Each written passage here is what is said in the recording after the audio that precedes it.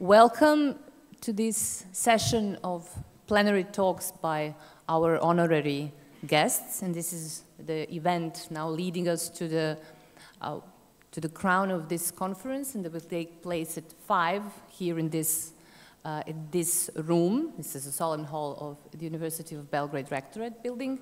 So the University of Belgrade will confer the insignia of Dr. Honoris Causa upon Etienne Balibar, Axel Honneth, and Jonathan Wolff.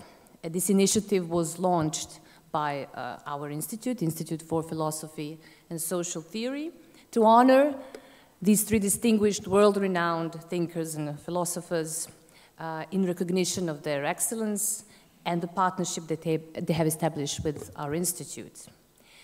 Now, first, we will hear a couple of words from Petar Bojanić, who is our institute's principal research fellow and also chair of the Institute's International Scientific Advisory Board.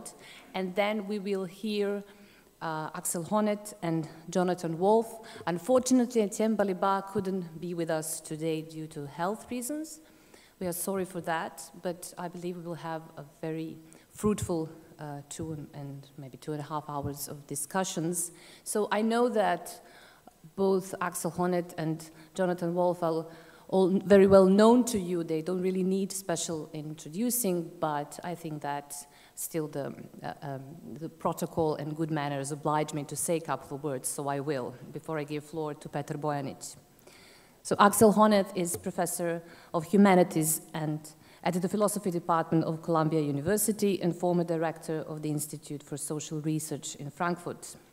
Is the key figure of the so-called third generation Frankfurt School and contemporary critical theory. His comprehensive theory of recognition represents critical theory as engaged theory in its most reflexive and nuanced incarnations. On the grounds of its foundational concept of recognition, Honneth was over the past 2 decades he has formulated a substantive critique of injustice and domination in contemporary capitalism. And the title of his talk is One Step Forward, 2 Steps Back, Post-Colonialism and the West. Jonathan Wolff is the Alfred Landeke Professor of Values and Public Policy at the Blavatnik School of Public Policy at the University of Oxford. He specializes in contemporary moral and political philosophy as well as in public policy. And throughout his extensive oeuvre, Wolff shows that despite the failure of real socialist regimes, Marx's key ideas remain a fruitful tool for the critique of capitalist bourgeois society. He's the author of several influential works, which not only present a sharp critique of the prevailing distributive paradigm of thinking about inequality, but also propose a different understanding of a society of equals. Taking seriously the real-life experiences of people who are marginalized and or socially excluded, Wolff seeks to show that what makes a society truly equal is not the redistribution of economic resources, but the effort to overcome unjust asymmetric relations between citizens through an egalitarian ethos. And the title of his talk is a famous quotation, "The point is to change it." So enjoy, and I will give floor now to Petar Bojanić.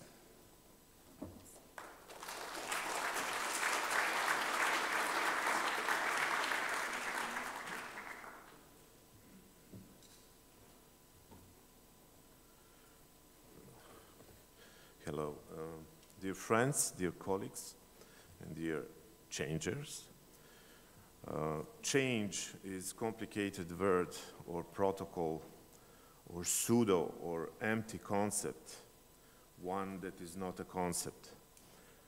These days we are attempting the impossible to thematize this word, to determine it, while also seeking to change something or act for something to be different tomorrow.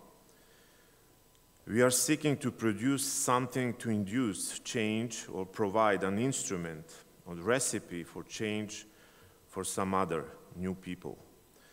This is very difficult, impossible even, yet change is always synonymous with or lies somewhere in between the words possible and impossible.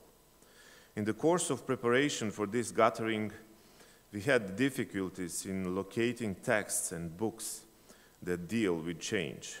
We put together a brochure with an assemblage of quotes, obviously fragments, which you have before you. You have not. You will have it this afternoon, unfortunately. There are many names missing from it, above all Aristotle and Thomas Aquinas, but on the other hand, it holds Hermann Lotze, Bergson, and Tupac. I have spent the morning practicing how to say quite good. How to say his name. I'm trying to follow Jay-Z's advice to say the name properly and not like a white man. It is his words that might be the best introduction to our endeavor these days. I quote Tupac, I hope. I see no changes wake up in the morning, and I ask myself, is life worth living? Should I blast myself? And still I see no changes. Can't a brother get a little peace? There is a war in the streets, and war in the Middle East. Instead of war on poverty, they got a war on drugs. It's time for us as a people to start making some changes. Let's change the way we eat. Let's change the way we live. And let's change the way we treat each other. The brochure is also missing, perhaps, the greatest rabbi of the last 200 years, Menachem Mendel Schneerson, or simply Lubavitcher Rebbe. Adin Steinsaltz writes about his mentor like this. He demanded more, asked more. The Rebbe wanted to do something that was more far-reaching than any revolution. He wanted to change human nature, to change the whole world. Because it is said that Moshiach comes when we pass into the world of impossibilities, when we do not only what we can do, but also what we can do, or what we cannot do, when even though there are only 24 hours in the day, we somehow work more than that. At the end, run, and if you cannot run, walk, and if you cannot walk, crawl. But always advance, advance, advance. Each of us, wherever we stand, wherever we are, take at least one step forward. Further, thanks to guest editor Catherine Ingraham, the Institute of Philosophy and Social Theory has also produced a new issue of the journal Korean on the topic of change, an eminently architectural concept as it concerns mobility and movement. Even Aristotle does not easily differentiate change from movement or mobility. Without this tension, Bergson could not have had his reconstruction of change. The Institute for Philosophy and Social Theory of the University of Belgrade deals above all with social engagement, institutional and counter-institutional change, with the production of knowledge, but knowledge that changes something. As such, it has constructed these days this group of people calling the construction change in order to bring together or produce a few facts. We decided, namely, that one of the founders of the Institute, a praxis philosopher and Marxist, was different to the rest of the Institute's history. He was actively opposed to war, took risks, critiqued and criticized. He was forward, dealt concretely, was reactive, he was engaged and perpetually evolving. This was the origin of the Miladin Životić Award. This award was inaugurally conferred upon Judith Butler, who also received an honorary doctorate 5 years ago, and we have since bestowed it upon our current laureates, Etienne Balibar, unfortunately online today, excuse me on behalf of him, Axel, Honneth, and Jonathan Wolff. We insisted that the University of Belgrade also recognized and affirmed the work and effort of these persons. Thus, the affirmation in the form of these 3 honorary doctorates we celebrate today ought certainly to change and bind the University of Belgrade as such. It is an obligation to change something, to improve, which must begin with this building of the rectorate, this space here, from the reconstruction of the lavatories, the courtyard, the working space. I call for this without delay. We have chosen our mentors above all because their imperative is change, and in this, in one way or another, they all follow Marx. All the forms of left orientation that are forever ours are before us. Gender, critical social theory, praxis philosophy, Anglo-Saxon Marxism, French philosophy and Marxism, and finally the continuous, necessary thematization of the open society, freedom, transparency. Without Leonard, Lenny, Bernardo, and the goodwill and grant of the Open Society Fund, not only would we not be here today, but it's a real question whether the Institute would exist at all, given their effort and the effort of many others who took action 5 years ago to protect the Institute, to preserve its right to change, to insubordination, to maintain its production of the new. Allow me at the end to sketch as quickly as possible 4 moments of the protocol or concept or of change, which could be the key moments of the prolegomena for any future or any possible change. They are all, I assume necessarily, although not their order, so I am not more than throwing them together as they are not steps following one another, merely unconditional conditions of change. First, change is above all action, an exchange of actions, of multiplicity, speed, sequence, reciprocity, but ever action. Change is necessarily an act or artifact, meaning that it has nothing to do with God or nature. Change may be an act, a fact, an event, but I privilege the act. If change is necessarily an act, then consequences are various. For example, passivity as absence of act, negative action, crisis. For example, when Milton Friedman connects crisis and change, he insists on the necessity of the act or a series of acts that abolish or resolve the crisis.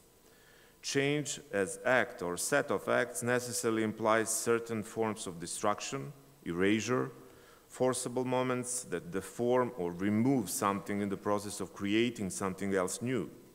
In a word, it is paradoxically act in clearing away the old for the sake of creativity and production of the new.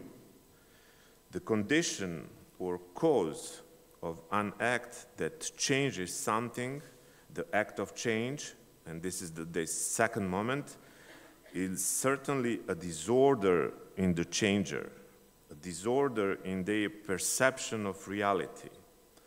I'm mostly thinking of architects and philosophers who have this at all times, but I think children possess this, and all those who, so to speak, know how to say no.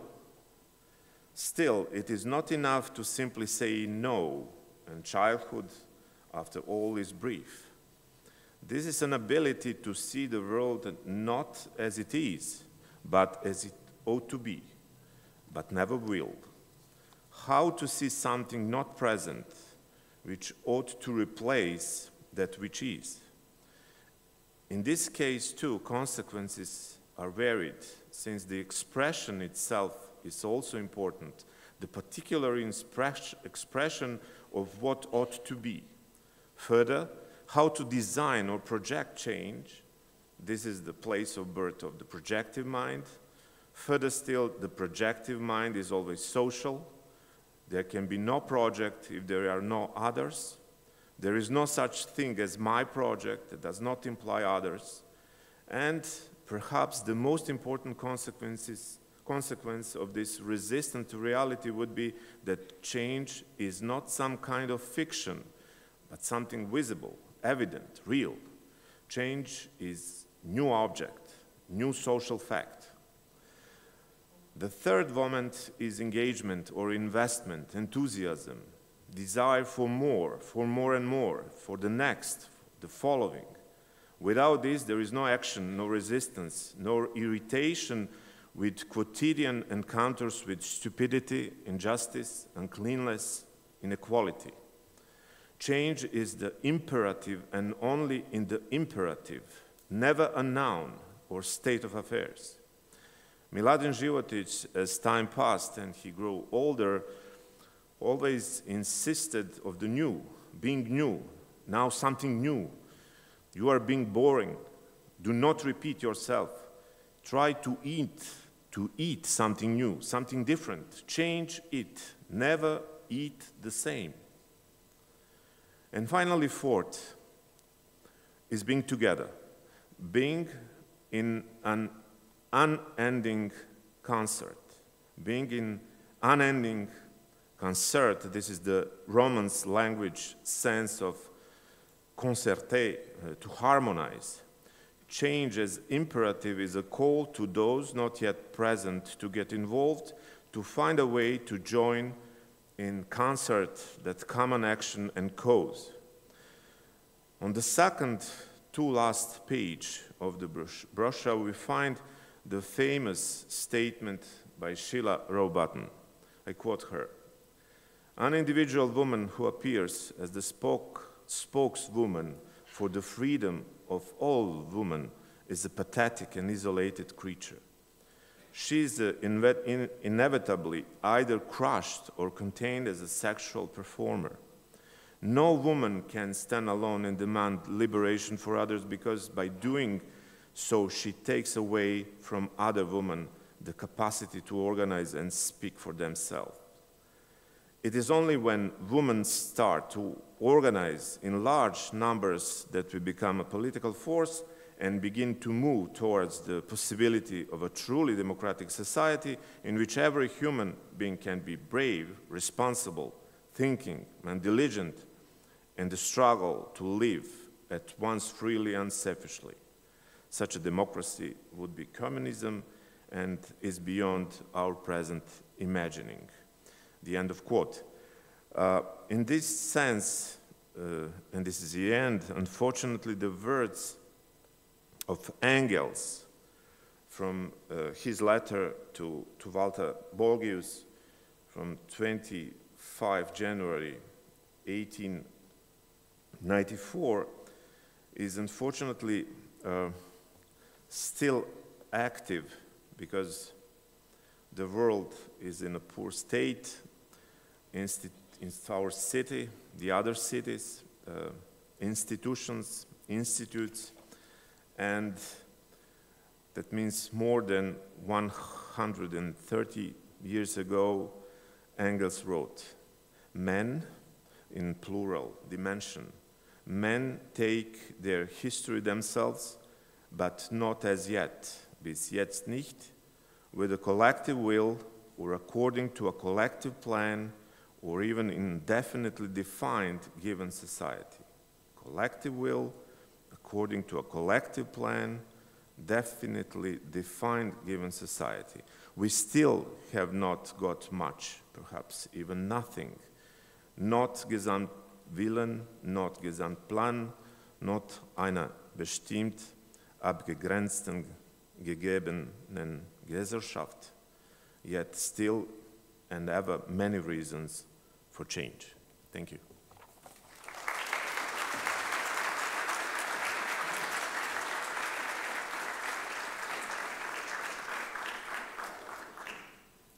Thank you, Peter Bojanic. I will now give floor to Professor Axel Honneth, please.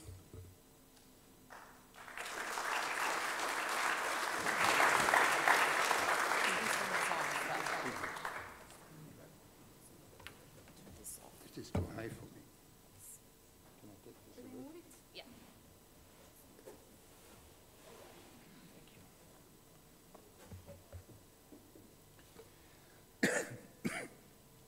Yeah, thank you very much. I feel enormously honored staying here on the podium and giving my lecture. I want to thank especially, I do not exactly know whom to thank. I think I have to thank the university or the department, but specifically I want to thank Peter and Dragona for having done all the preparation, for their hospitality, and for giving me something that I will receive later in the day.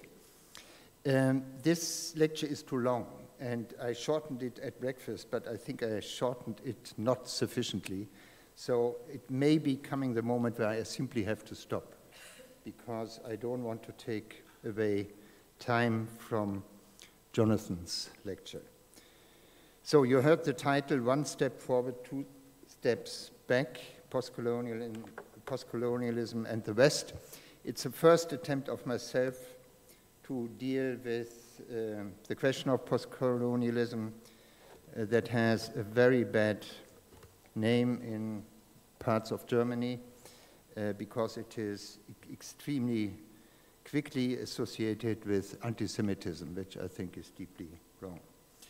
When people talk about postcolonialism today, the one word refers at least to two different currents of theory at once. The term comes closest to its literal meaning when applied to that generation of political intellectuals who, after the liberation of their home countries from colonialism, began to examine the consequences that colonial rule had left on their own consciousness and that of their compatriots. Here, with thinkers such as Frantz Fanon or Aimé Césaire, the post in the concept of post-colonialism still quite literally had the temporal meaning of an after, out of whose immediate experience the wounds that the colonialism that had just ended had inflicted on its victims were to be exposed. However, the term loses this meaning of a conscious repulsion from the past when it is used today to refer to the efforts of a new generation of post-colonial thinkers. Their intention is no longer to come to terms with the horrors of colonialism, which was thought to have just been overcome, but to bring to consciousness the fact that it is still oppressively present, even in an age that presents itself as post-colonial.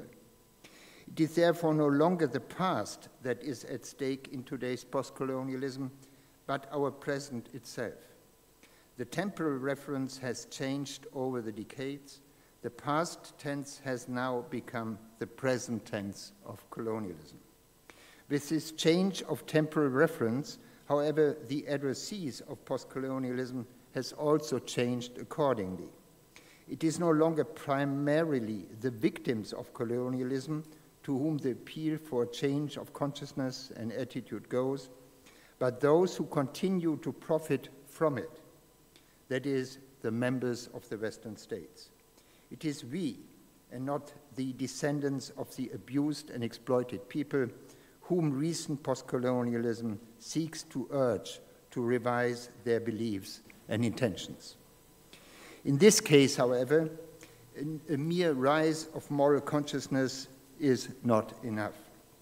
It is true that Western liberal societies must begin by recognizing that their own colonial crimes have by no means been compensated with the decolonization after the previously oppressed peoples.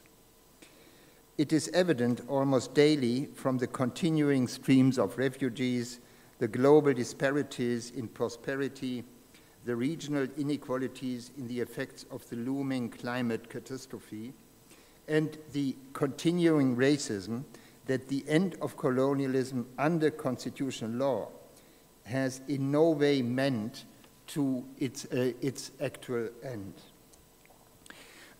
The realization of these causal connections, however, the causal connections between the earlier colonialism and its present effects, that these causal connections, however, remains inconsequential as long as it does not turn into a willingness to turn the tide and actually put an end to the never-ending effects of the former colonialism.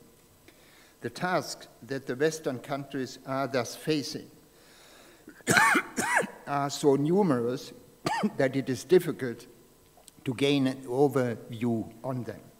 Here, too, it may be helpful to distinguish between the various challenges according to their temporal references and how they relate to the past, the present, and the future.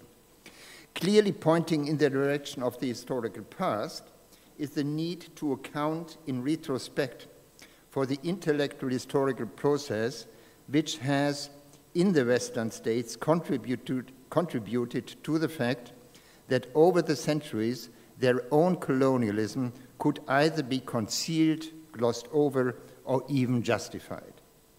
The political philosophical tradition on which our cultural self-understanding in the West is still based itself bears a considerable share of the blame for the denial of colonial crimes, so that this tradition needs a resolute reinterpretation, a substantial expansion, or a complete overturning.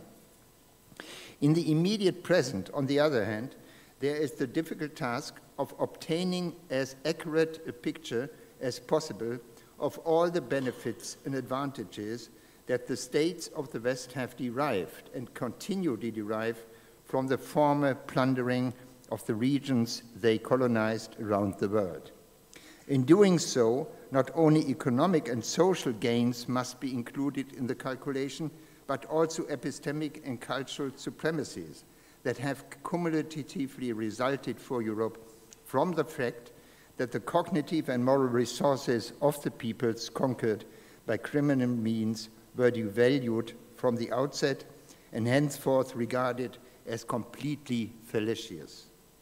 A third task, which the Western states have to solve today, rather points to the future and consists in the search for an answer to the question under reference to which moral principles and thus in the form of which compensations one would have to pay one's own debt in the future for the effects of colonialism, which continue until today. Here, one encounters problems that lead back to the first task because it is more than unclear whether the moral universalism produced by the European tradition can still be a suitable foundation for fathoming the reparation obligations arising from the past. As this list makes clear, the first steps towards the accomplishment of the three tasks named can almost always only be tackled if each time a few steps back in the European past have been taken first. We can only know how to tell our own intellectual educational history more truthfully in the future if we have first learned what has been misrepresented by it so far. The extent of the illegitimate spoils that the past colonization of whole peoples has brought us up to the present can only be adequately assessed if it has first been fully illuminated what future possibilities of social and cultural development those peoples had been deprived of at the time through plundering, enslavement, and degradation. And we can only agree on the appropriate ways of moral reparation if it has been examined in advance by the moral universalism of our ancestors, not only did not prohibit them from committing colonial crimes, but even occasionally supported and fueled them in doing so. Not unlike in the framework of psychoanalysis, in the context of coming to terms with our colonial entanglements, a breakthrough to a liberating detachment from the past is only possible if it is preceded by a process of working through one's own formative history. And as in the case of a successfully completed therapy, this failed formative history, in all its aberrances and distortions, must ultimately be able to be recounted by the affected persons themselves, not by their analysts, which means it has to be recounted by the West. So only if the West learns to tell a new story about itself, then the therapy will be successful. So I leave something out which says something of the specific status of Du Bois in that context, and I will continue immediately. To what a radical questioning of our previous thinking and acting such therapeutic provocations give rise, I will demonstrate at two junctions of the previously named fields of challenges. At both examples, it will become apparent that the inevitable corrections to our self-understanding would at the same time require changes in our institutional practices. I begin with the question of what revisions we have to make in the future to our own intellectual self-understanding in order, when I'm speaking of our, I mean mainly the Western European states. I mean mainly the former colonial states. So in order to prevent our continuing to be able to deceive ourselves in the deceptive glow of its achievements about the true extent of Europe's colonial atrocities.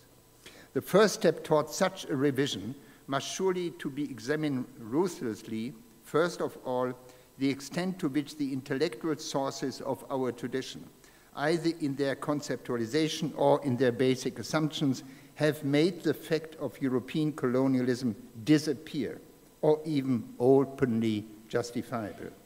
To this end, substantial preliminary work has already been done, both on the part of recent postcolonialism and on the part of Western historians of ideas. Summarizing their preliminary results, one arrives at an extremely sobering picture. Already in the Leviathan of Thomas Hobbes, the founding text of the modern tradition of political thought in Europe, the subjugation of the indigenous peoples of North America was tacitly legitimized by describing them as being in a state of nature, contrary to Hobbes' own assertion of abstinence from all historical speculation. This opened up in intellectual history what was then to become standard in political philosophical thought. One pretended to be able to deduce the conditions of a just state order with the help of the thought experiment of a generally agreeable social contract, but more or less explicitly excluded from its scope those who did not seem to fulfill the previously established minimum requirement for participation in the conclusion of the contract as savage or barbarian peoples. A conceptual maneuver that became the central topic of Charles Mill's book on the racial contract. In John Locke, who according to the conventional canon is considered to have overcome Hobbesian authoritarianism, this particularism of the contract theory was reflected in the fact that he almost imperceptibly added to his famous definition of private property that land that had not been further cultivated should be open for possession to those who wanted to cultivate and raise livestock on it, that is, to invest labor. As if through the back door, he had thus given legal carte blanche to those English settlers who, at his time, were preparing to forcibly conquer the territories of the indigenous peoples of North America. Hardly any of the contract theories that were to build on Locke's two treatises on government were entirely free of such willing or unwilling gimmicks of justifying colonial land seizure and subjugation. In one way or another, they all contained hidden assumptions that made it seem morally or legally legitimate to use despotic force and impose labor where people lived who apparently did not meet the criteria of rational accountability. Until the time of Kant, however, these political philosophical doctrines still operated largely without the additional assertion that human history had objectively followed a direction in its development that had placed Europe at the head of all civilizational achievements. The racism found in the works of a Hobbes, Locke, or Kant was therefore still more an expression of conventional prejudices and dull resentments than the result of seemingly scientific research. The turn toward an apparently objectively based Eurocentrism began only with the emergence of classical social theories which no longer sought normative principles of legitimate rule, but aimed at uncovering the developmental laws of social development. Only now, prepared by the theories of progress of the Enlightenment and underpinned by Hegel's philosophy of history, did the idea gradually emerge that history consisted of a succession of historical stages culminating in the modern social order of Western Europe, so that its institutions and mentalities were to be regarded as exemplary for all other regions of the globe. With the emergence of sociology, the scientific successors to this still more or less historical philosophical Eurocentrism became the various theories of modernization, which were introduced at the turn of the 20th century by Emil Durkheim and Max Weber. In these theories, too, the thesis of the rational superiority of Western liberal societies was retained in different versions, but the struggle for scientific integrity was incomparably greater. The hubris vis-à-vis the rest of the world was considerably toned down, and trace elements of racism could only be found hidden in some conceptual construction of or linguistic slips. I mean, it's worse with Weber than with Durkheim.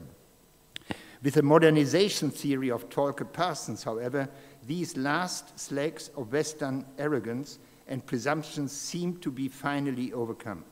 In his work, the social structure of the Western states stood quite soberly for a successful synthesis of a moral universalism, political democracy, free economy, and successful social administration. All in all, this process of intellectual development had prepared the cultural ground on which Europe, backed by its own social theoretical tradition, could claim that its moral universalism and its institutional structure gave it a kind of pioneering role in the history of civilizational progress. However, it would be misleading to argue that Europe's cultural self-understanding has been fed solely by this one line of tradition, which has long been regarded as canonical.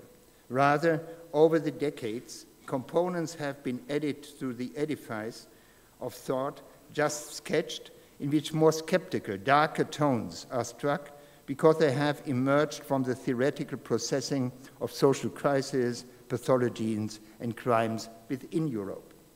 These intellectual counterweights, in which a consciousness of the dialectic in the process of enlightenment flashes up, meanwhile include the conviction initiated by the workers' movement that a capitalist market economy without state-guaranteed welfare protections carries with it the constant danger of mass unemployment and social impoverishment. Also added are some set pieces of Freud's psychoanalysis, which taken together seem to say that too much drive control coupled with paternal authoritarianism can cause social pathologies that easily threaten to escalate into collective excesses of violence or authority, fixated mass movements. And finally, European self-understanding is now also shaped by the idea that centuries of oppression of women and sexual minorities have constituted a massive injustice that must now be remedied swiftly through legal measures for social equality. If one includes these intellectual innovations in the image that Europe currently has of itself, one encounters a rather complex structure of cognitive and moral certainties. The conviction that Europe, by virtue of its moral universalism and its institutional achievements in politics, economy, and administration, has a pioneering role in the process of civilization, still forms the substantial core, which has, however, in the meantime been supplemented as a result of historical learning process by further normative self-expectations, such as those of basic welfare state, liberal education, and equal legal treatment of minorities. These may be considered as a mix of astonishingly progressive objectives, but they lack any sign of a return to their own colonial past. Not one of the normative ideas synthesized in Europe's self-image today gives the slightest indication that its own social and cultural prosperity owes much to a long prehistory of colonialism. This clouding of consciousness, this eradication of all memory of the colonial crimes committed worldwide from Europe in the past, is neither collectively intended nor maliciously set in motion by any authority. Rather, it is the unintended result of the fact that none of the many political philosophical sources from which this self-understanding currently draws provides insight into the atrocities of European colonialism. The formative intellectual process, which is supposed to be able to explain to us where Europe comes from culturally and where it is striving morally, contains at none of its stations indications of the fact that from the very beginning land grabbing, plundering, and enslavement had been essential attributes of European politics. No matter whether one refers back to Locke, Kant, Hegel, Marx, John Stuart Mill, or Max Weber. In the works of all these authors, the colonialism taking place before their eyes is neither completely concealed, marginalized, or open-heartedly advocated. No adequate understanding of the European past can be gained from this intellectual heritage, even with the greatest effort. How serious this blind spot in our own self-image really is can easily be seen from the fact that we have difficulties to conceptually grasp colonialism and slavery as an immanent part of our own history. Both remain in the collective memory an external event that at worst took place on the periphery of Europe, but never shaped either everyday social life, business activities, or bureaucratic routines in our own countries. Unlike the Holocaust, which we have learned to describe as a catastrophic break with our civilizational achievements, this conceptual device of a catastrophic break is not available to us in the case of colonialism.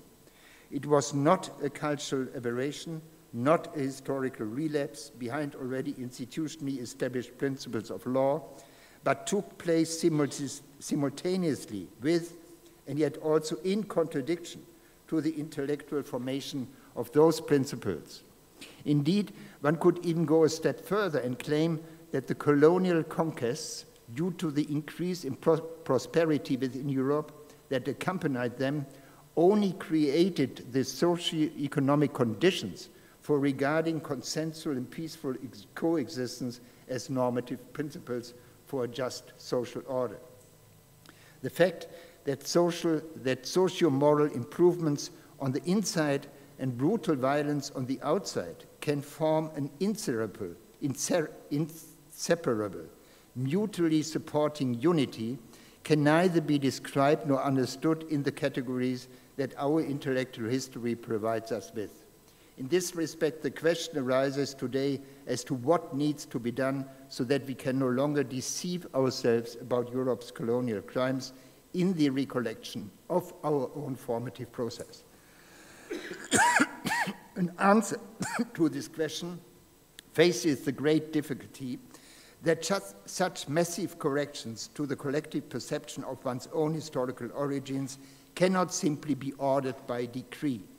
It would be of little use to suddenly prescribe from on high that Europe's educational process should henceforth to be told in a slightly different way, namely supplemented by the hitherto unjustly neglected chapter of colonialism, because such self-narratives have the character of long-practiced, deep-seated habits, and therefore cannot simply be revised by instruction and insight.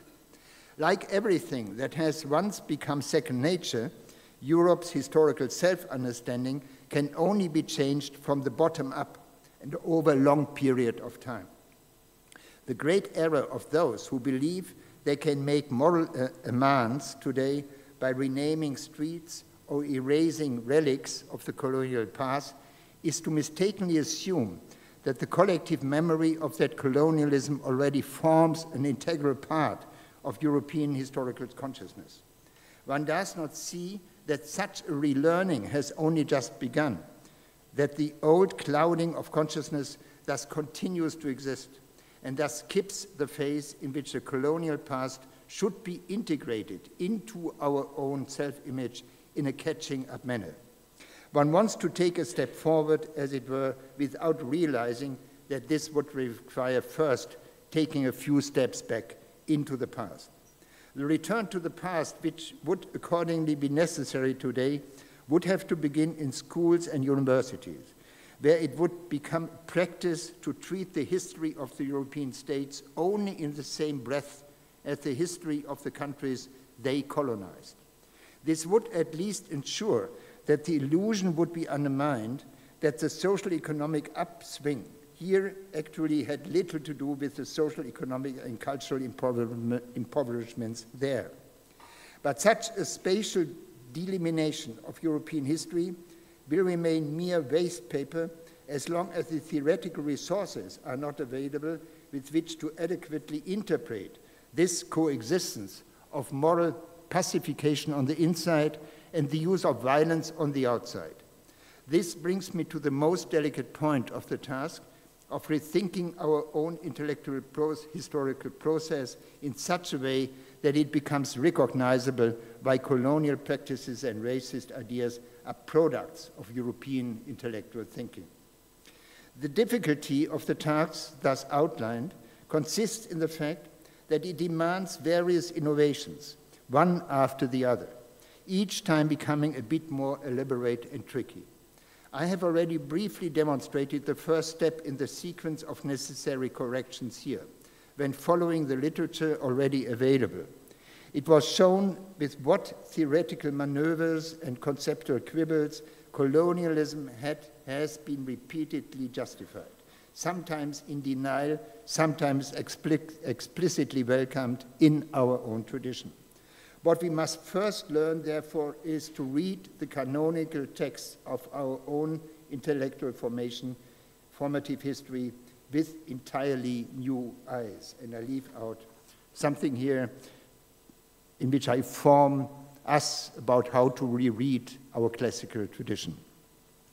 But this rereading of our own tradition, which has already begun here and there, should not be the end of the matter. Just as we should include in our spatial conception of the expansion of Europe the regions over which colonial rule was exercised, for example, Germany should always be thought of together with Namibia, for example, we should also include in our intellectual tradition all the texts that were written in those only fictitiously distant places in confrontation with colonialism. This is not a cultural appropriation, an unjustified appropriation of foreign ideas, but on the contrary, a late reparation for the fact that the West has long pretended that anti-colonial writings do not concern it, that they do not contain very often more valid analysis of its cultural habits and political practices than the works of its own tradition. The second measure that must therefore be taken today is a radical broadening of the canon of European intellectual and cultural history. This must no longer include only texts that reflect Europe's self-understanding in recent centuries, but also studies of literary products that have challenged this self-understanding from within the colonial experience. The classics of our social theoretical tradition should then consequently no longer only include the newly read writings of Locke, Marx, or Weber, but also, and with equal importance and standing, the works of Du Bois, Fanon, or James Baldwin. With regard to colonialism, we would only be making up for what has long been done with our own canon of intellectual history in reaction to feminism. It would be expanded to include treatises and writings by authors whom we have not taken note of only because we did not know them or considered them worthless with regard to our historical self-understanding. Everything I have said so far about necessary corrections to the retrospective view of our educational process has something almost self-evident about it. Of course, today, after post-colonial intervention, we have to screen our classical works for traces of their euphemisms, justifications, or affirmations of colonialism. And of course, today we have to supplement our canon with works that have analyzed our thoughts and actions from the perspective of the victims. Both of these, as mentioned, are also already underway, only it will likely be a long time before they are fully reflected in our curricula, in our textbooks, in our collections of texts. The third challenge, however, that post-colonialism currently poses to the historical consciousness of the former colonial powers is far less self-evident and therefore not so easy to describe. Along with the intellectual historical process of formation from which Europe's self-understanding continues to draw to this day, a whole ring of basic concepts and pairs of concepts has also emerged, which we have at our disposal quite automatically when describing social and political processes. Thus, since Hobbes, Kant, and Weber, we have been trained to perceive as the epitome of the state its constitutionally regulated monopoly over the means of violence. Since Marx, we have learned to understand labor as contractually negotiated wage labor and to contrast it with capital. We are used to conceive of law as a collection of sanctioned rules of conduct whose generality and neutrality are supposed to ensure that all members of society can enjoy the same freedom. The list of such conceptual landmarks is, of course, much longer and is intended here only to illustrate that as a result of a commonly shared formative process, a certain degree of agreement has emerged within the European culture on how we should conceive of the nature and functioning of our central institutions. Anything that does not fit into this conceptual map and therefore deviates from the normative standards that come with it, we describe with the help of residual categories, by which we indicate that we consider the corresponding deviations to be something remote from us and do not believe we need to map them further. If the state is not a state under the rule of law, it is a state of injustice far from us. If labor does not have the character of free wage labor, it is forced labor laying outside of our institutional system. If the law does not consensually secure the individual freedom of all, it is not really law, but something else. Each time, the use of the residual category indicates that what is thereby meant does not belong to our basic institutional reality. The consequence of this normative way of fabricating our elementary political historical concepts is that we cannot adequately describe as belonging to us or even attribute to ourselves the institutional conditions that the European states once created in the countries they colonized. Never in the past have we felt any conceptual constraint to include in our idea of the constitutional state the brutal violence exercised there. We never made the conceptual attempt to include in our common ideas of labor also the activities that had to be performed there under conditions of slavery or state coercion without any contractual agreement. Thus, the terms we have learned to use to understand our institutions are not at all capable of illuminating and analyzing the institutional structures of European states, the institutional structures that European states produced in the countries they colonized.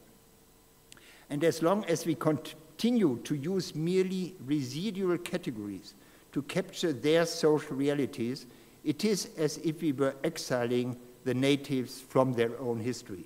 That's a quote from Albert Memmi. For the time being, there is an unbridgeable gap between our attempts to also understand these societies today as part of our own history and our ability to adequately describe their institutional structures. Therefore, we cannot avoid subjecting our traditional political historical concepts to a fundamental revision as soon as possible. What has hitherto been a mere residual category must no longer remain such, but should be included as a further facet of the make-up of our institutions in their basic conceptual definition. The rule of law must include colonial rule of law with corresponding powers of violence. Labor must also be able to be conceived as an imposed activity with different means of enforcement in each case. In the context of post-colonialism, this too only retraces something that has long been underway in reaction to feminism with reference to our social theoretical vocabulary. Just as concepts such as work or family have meanwhile been semantically enriched here by components that had hitherto remained unnamed at the respective spheres, so these and similar key concepts must in the future also be expanded by such elements that reflect the institutional realities created in Europe's colonies by the violence exerting power of its states. Approaches to such a decentering of our political historical key concepts already exist, only they must probably be tackled with even greater energy today. The idea that there is currently a need for decisive decentering of the conceptual framework of our own social theory brings me to the second point of intersection at which I wanted to exemplify the true scope of the challenges facing the West today with the new post-colonialism. A major task of the future, I had said at the very outset, will be to bring about the broadest possible agreement on the moral principles in the name of which European countries should be obliged to make respective amends for their colonial crimes in the global South. Part of the difficulty inherent in this task arises at the outset from the fact that the extent of the damage and devastation produced by colonialism is unlikely to be adequately ascertained, let alone quantified. A vague idea of how nearly impossible such calculations actually are can already be gained by realizing that the damage inflicted would have to include the denial of developmental opportunities that presumably would have been open to the colonized countries, but for their plunder and degradation at the time. Even before such questions can be meaningfully posed and debated, however, there would have to be agreement in advance as to why Western states should have any moral obligations at all to make retrospective reparations for the crimes inflicted by their historical predecessors. And it is at this point that one of the greatest difficulties confronting us today by recent post-colonialism reveals itself as if under a burning glass. The standard formula currently used to justify such duties of reparation the descendants of the perpetrators owe to the descendants of those who were injured at the time is that of restorative justice. As the term itself suggests, the obligations stemming from the past are justified by the fact that they are supposed to restore a social relationship that has been completely broken by the former crimes. Of course, much depends on how the social relationship is defined, more precisely, which is to be either restored or first established by the compensation to be made according to duty. the more demanding the social relationships are, which one would like to see brought about by the practice of such restorative justice, the more extensive the reparations are likely to be, which have to be fulfilled retroactively. There is also a standard formula today for the type of social relationship that is to be restored or first established, which is that it must be relationships of equality among democratic citizens.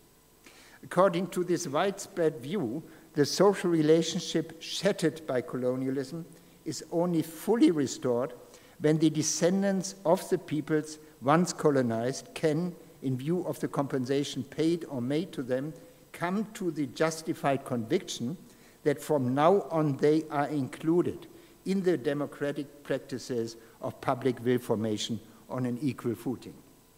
What is easily overlooked, however, is that this notion of the intactness of social relations is formulated from the perspective of Western societies. For us who grow up in a liberal democratic culture, it may sound perfectly convincing that a successful form of social integration exists when every member of society has equal opportunities for democratic participation. But of course, it would be premature, if not presumptuous, to impute exactly the same normative view to those who have so far been excluded from this culture because of the long-lasting consequences of colonialism. And indeed, some proponents of post-colonialism have come to believe that our liberal democratic principles reflect an anthropocentrism that is purely European in origin. Only here, in Western thought, they argue, is the human being so much at the center of the whole cosmos that all questions about an appropriate social order revolve exclusively around human well-being and salvation. In this respect, from the point of view of this wing of post-colonialism, the democratic interpretation of the imperative of restorative justice is doomed to failure from the outset. For, intentionally or not, it would only perpetuate the epistemic injustice that colonialism produced by forcibly suppressing or marginalizing the completely different, less anthropocentric worldview of the conquered people. It is precisely at this point that the question of an appropriate revision of our cultural self-understanding touches most closely with the question of the moral justification for Western duties of reparation. Must the corrections we should make to our own tradition of thought today go so far as to drop, along with its inherent anthropocentrism, our conventional notions of justice revolving around the respect for human beings? So far, I have always let the revisions we should make to our cultural self-understanding in the face of the post-colonial challenge end at the threshold beyond which its anthropocentric premises would themselves have to be thrown into the balance. Certainly, through a post-colonial rereading of our classics, we learn that they have concealed or justified state crimes. By opening our canon to anti-colonial writings, we make sure that we can no longer delude ourselves about the violent features of our culture and society. And by decentering our vocabulary of social theory, we bring ourselves to understand the institutional realities in the former colonial countries as facets of our own state and social order. But none of these revisions touched the anthropocentrism that ultimately underlies even our democratic ideals, because they make a successful, good social order dependent solely on the nature of interpersonal relations, not on the relationship to the natural environment. So, do we today also have to question this ontological pedestal of our cultural self-understanding if we seriously want to attempt to make up for the crimes of our ancestors? The call to reconsider our own ontological premises does not only come from the post-colonial side. Also within Europe and the US, the voices of those who try to dethrone the prevailing anthropocentrism under the keyword of a new materialism are increasing at present. By wanting to grant all material entities the same ontological status of activism, effectiveness, and formative power as only human persons have had so far. The intentions of these Western currents are, of course, very different from those of postcolonialism. Here, in postcolonialism, moral arguments are used to demand that the colonial injustice of suppressing non-European worldviews be subsequently redressed by giving a higher priority to a reconciliatory, resonant relationships with nature than is the case in European anthropocentrism. There, in new materialism, on the other hand, it is lamented with reference to some recent development in the social and natural sciences that in the tradition of social theory, societal orders are thought exclusively as the result of human endeavors, and thus the participation of matter that is active by itself is completely denied. In both cases, however, something very different is then obviously meant by anthropocentrism. In the case of postcolonialism, this worldview is criticized not because it is designed from the perspective of beings capable of intelligence and reflection, but because the perspective chosen by these beings is too narrow or too one-sided. Anthropocentrism is here not the term for an ontological, but for a normative error. This consists in the fact that we humans take ourselves too important in the perspective under which we open up the world and make the value of all components of the reality surrounding us solely dependent on our own interests. This does not call into question the intellectual perspectivity inherent in rational beings, but only their orientation exclusively to human need and benefit.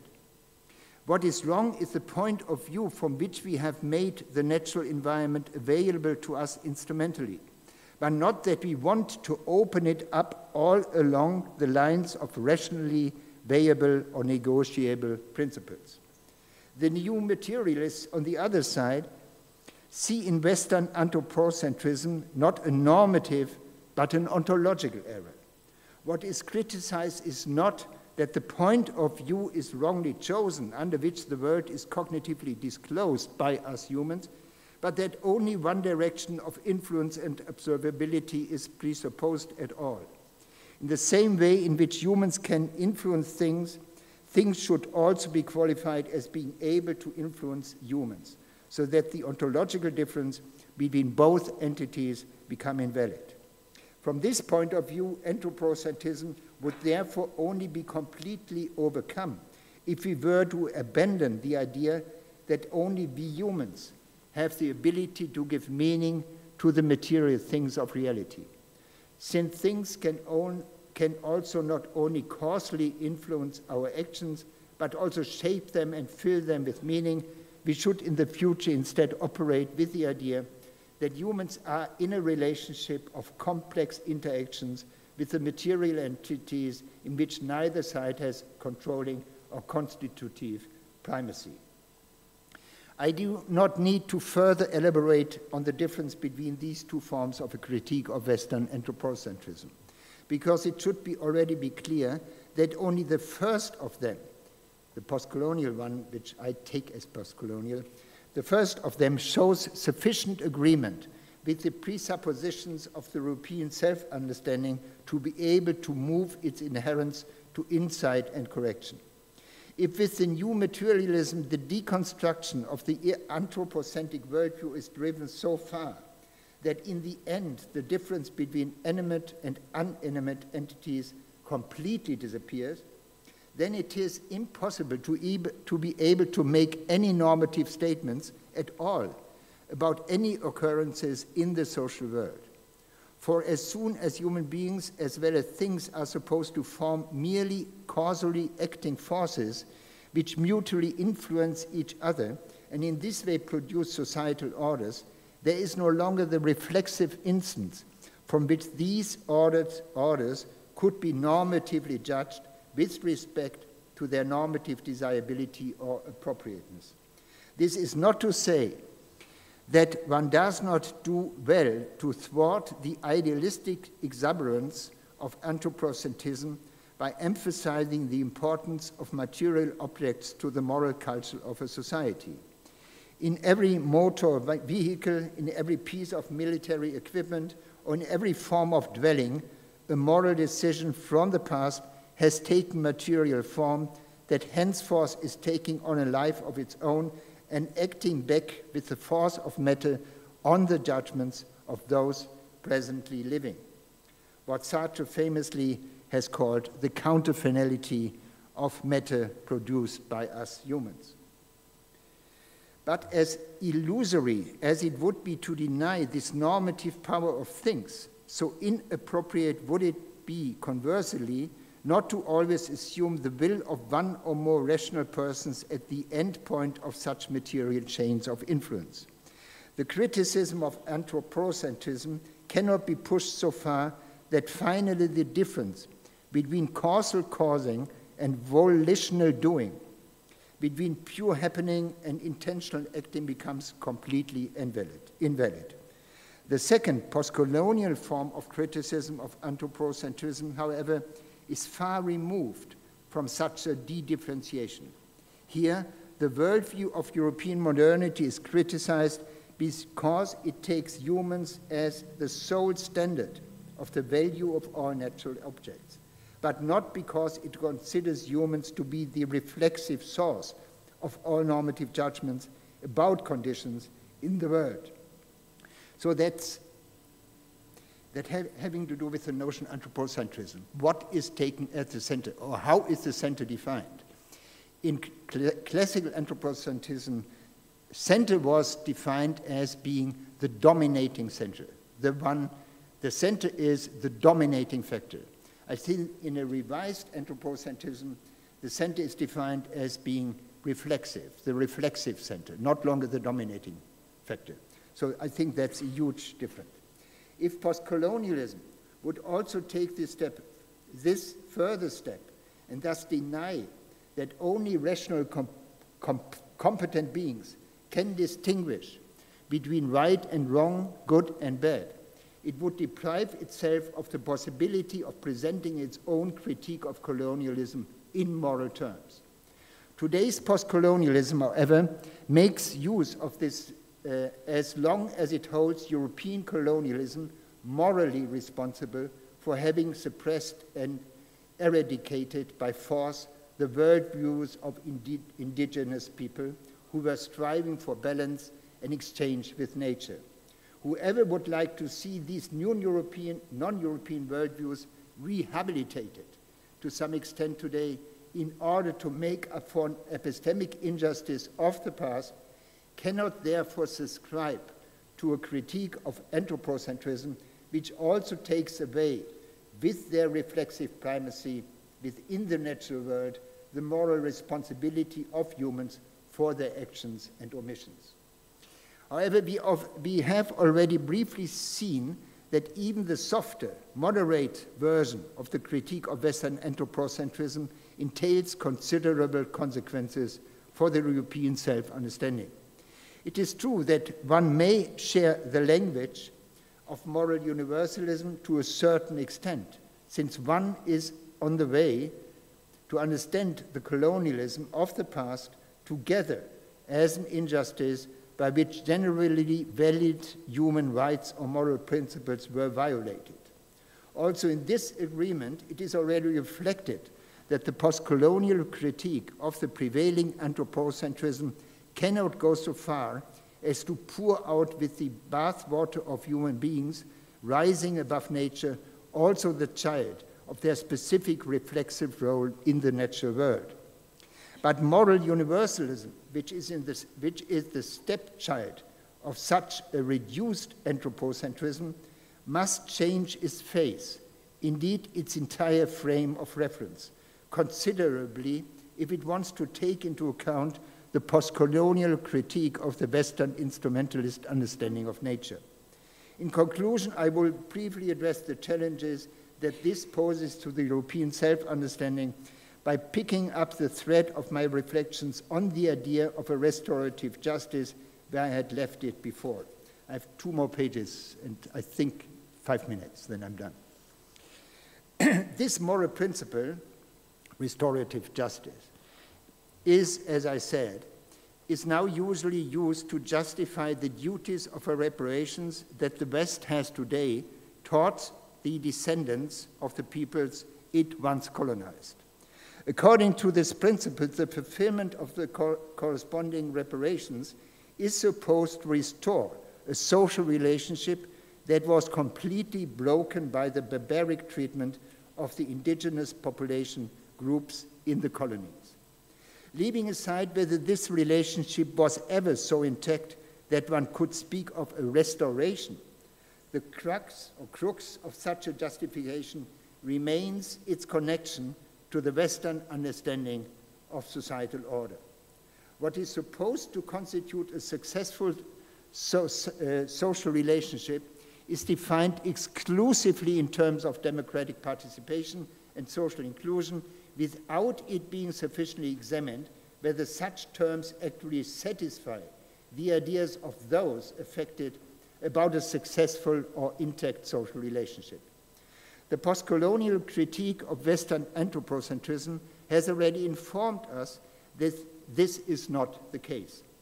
For it is precisely this critique that claims that the West, in its political philosophical thinking, has become so capricious about the conditions of human freedom and the satisfaction of human needs that, in contrast to the worldviews of the peoples it has colonized, it has lost all sense of the concerns and intrinsic values of its natural environment.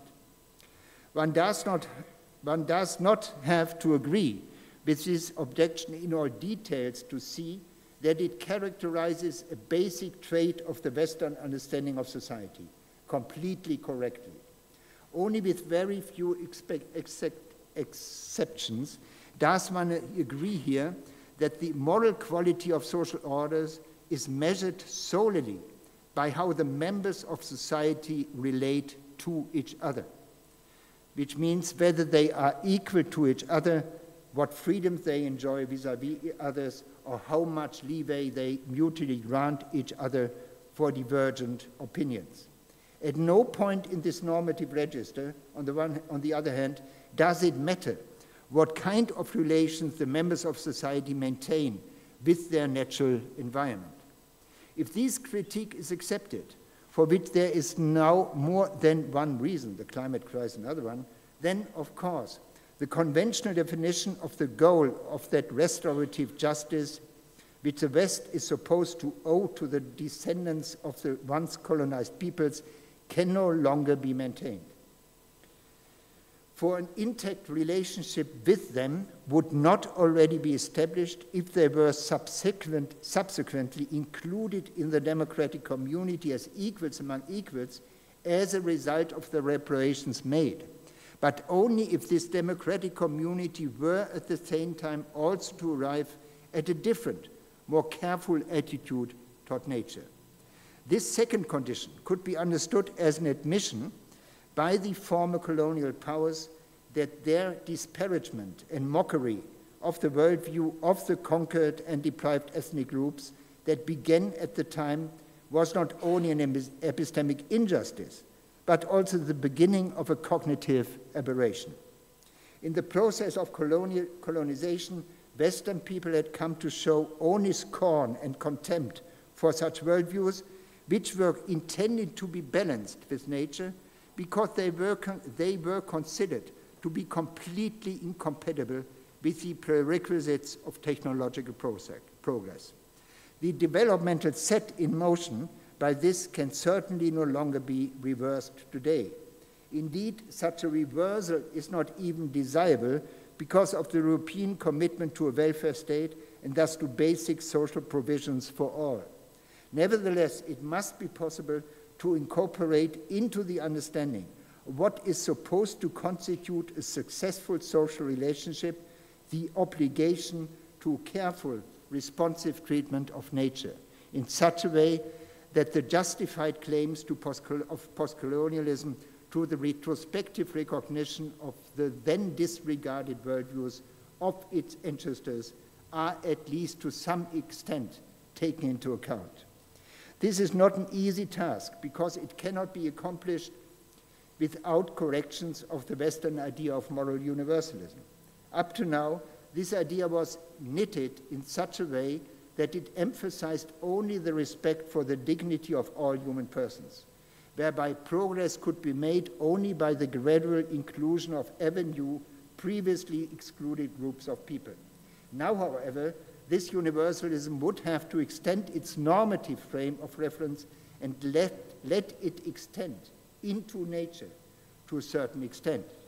How this is to be possible without, in turn, simply equating natural objects with human persons is the subject of heated debate today. One way out could perhaps be to frame the recognitive relationships between persons with equal rights in such a way that one of its normative conditions also include a mutual obligation to treat nature with care. Such a step would evidently also imply to decentralize our common understanding of individual autonomy.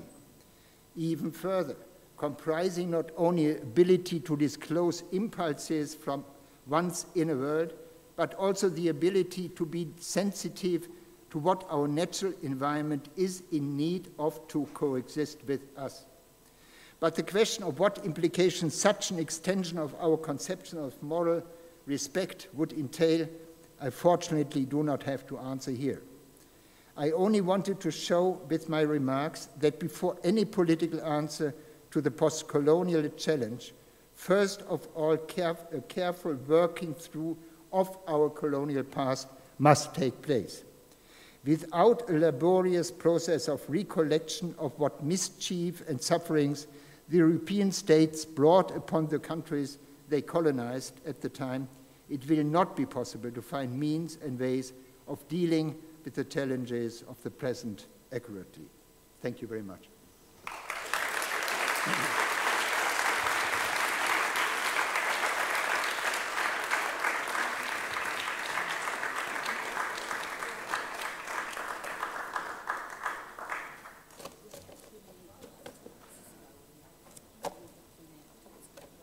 Sure. So I stand here. No, I can stand. Oh, you want to stand? Okay. I thought the other way around. Okay. No.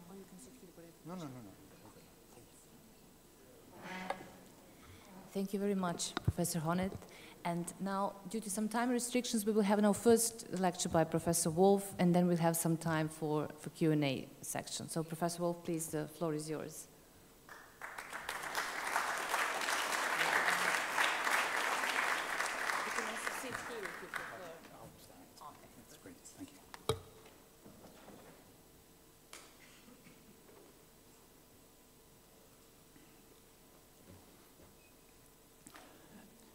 So it's such a great pleasure to be here, to be back here, although I haven't been in this hall before today. And like Professor Honneth, I'd like to start with some thank yous to Peter Bojanic, also to Gazela Pudadrasko, also to the Open Society Foundation, who I understand is funding this amazing occasion that we have. So my topic, or the title of my talk, is The Point is to Change It. And as was said, this is half a very famous quote from Marx, the 11th thesis on Feuerbach, to be found on his gravestone in Highgate Cemetery in London, not so far from where I live. Marx said, the philosophers have only interpreted the world, the point is to change it. Now, I've often made fun of philosophers by saying that as far as I'm concerned, in the type of philosophy I was taught, we actually have the opposite problem. That is, philosophers are full of instructions about how to change the world. What they're not so good at is interpreting it or understanding it, and not so good at thinking about how you could change the world in the way that they want it changed. That many of the philosophers that I have learnt from, learnt about, have been what we now call ideal theorists, who have thought their job is just to tell us what a just society would be, and to leave it to someone else to bring it about. That's not my job. My job is to tell you what a good society is or a just society is, and then these technicians will do the rest of it for us. So I have sympathy for that on some days, but other days I think we need to go a bit further. And so this is why I've taken this title, The Point is to Change It. And I think it really also reflects something about the type of sociology of the profession, or at least the profession I was brought up in. And that most of us who go into political philosophy do it because we're concerned with the injustices we see in the world around us. We don't go into political philosophy as an area of just pure thought. It's not like philosophy of mathematics, say. We don't do it out of pure intellectual interest. We think we live in an unjust world and we want to do something about it. But then when you're a student, and when you're a graduate student, and then when you're a junior academic seeking promotion, the way your career advances is not because you have engaged in struggles to make the world a better place. In my area, analytic philosophy, you get the scholarship because you've seen a three-way distinction where everyone else has only seen a two-way distinction. And that's what gets your paper published.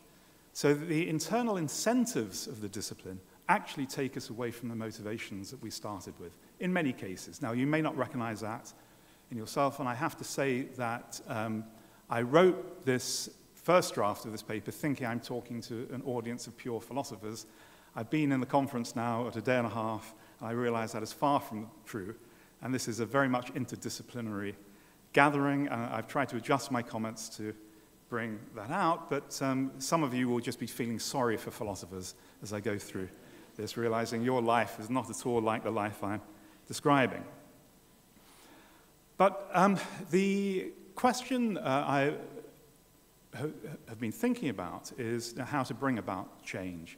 I haven't been thinking about change as a topic in itself. In fact, it wasn't until this conference and I think an interview for this, I thought of change as something that needs a type of ontological and epistemological investigation, and how is change distinguished from difference, or the type of routine alteration that doesn't really amount to a change.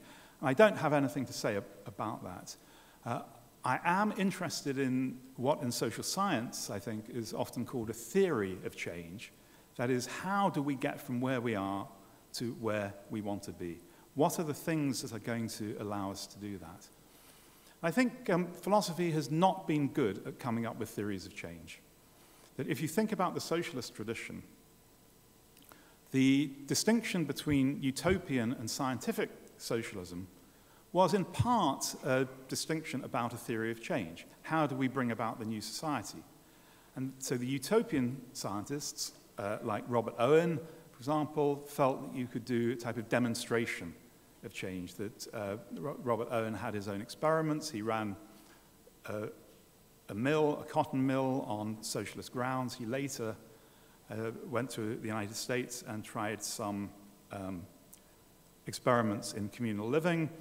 My favorite of the stories of the utopian socialists is Charles Fourier, the French utopian socialist, who, according to legend, advertised in the local paper that he would be at a particular cafe every day at a particular time of day, and any benefactor who wanted to come along and help him experiment with a new socialist organization is very welcome to come and talk to him and maybe fund the experiment.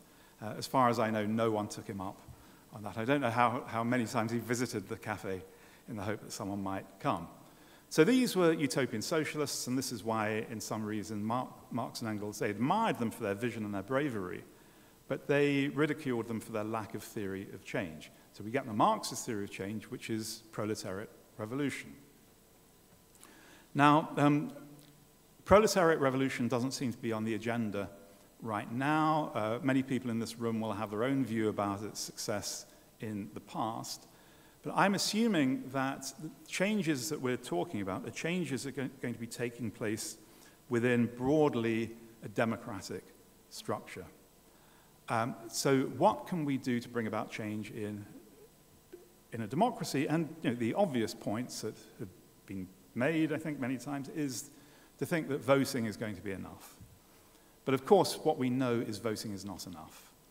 That we can be living in a society that claims to have a democratic structure, but it can be very frustrating to achieve the type of change that one wants to see from a progressive point of view, even when it's believed that it will be in the great interest of the great majority.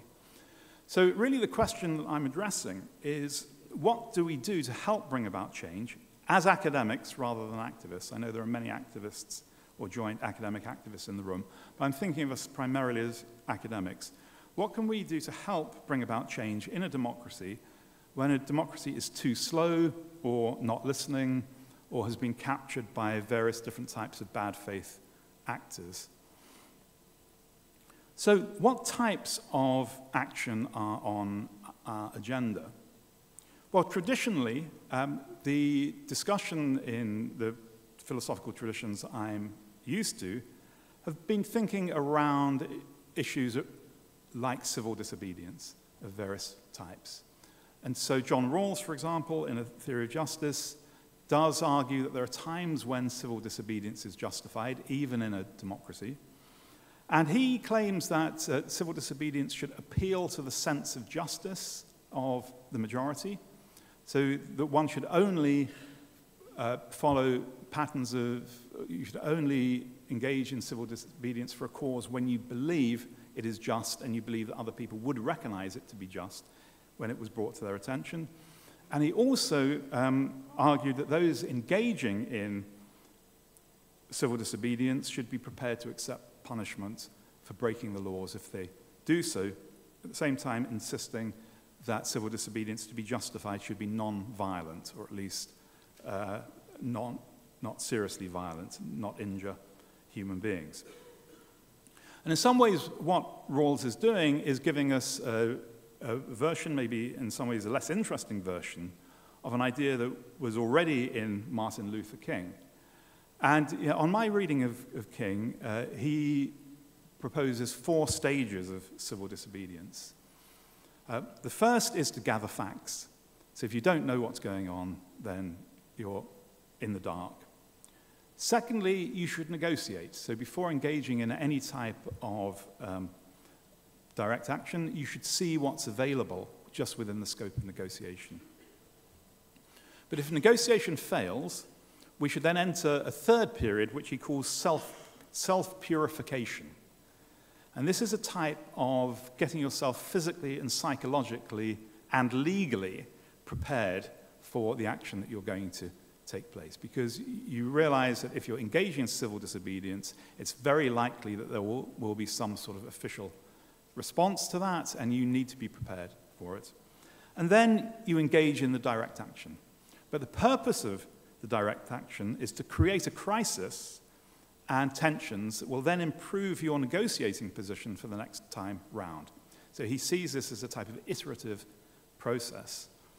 Now, it's very interesting to me. I have colleagues who were engaged in this sort of direct action in the 1960s and 70s, and they're seeing student protests now and seeing that they don't obey the rules.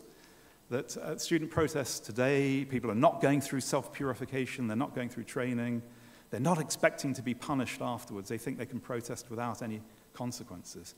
Whereas the purists from the 60s and 70s say this is just a misunderstanding of what's going to happen. It's very naive, rather entitled, actually, to think that you can protest, yet bear no consequences for doing that. This is a serious business, and it's political, and you need to be fully prepared.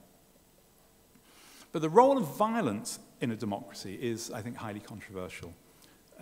Martin Luther King was against it, Gandhi was against it. But observing what has happened when there have been serious, spontaneous riots, quite often that is when change takes place. Now, before anyone says anything, I'm not advocating violent riots at this point. I'm commenting on violent riots. Because what has happened in several cases, that if there is a spontaneous uprising, then it challenges the sense of order, and democracies crave order. And when there is a serious uprising, so in the UK we had poll tax riots, which then led to a change in taxation.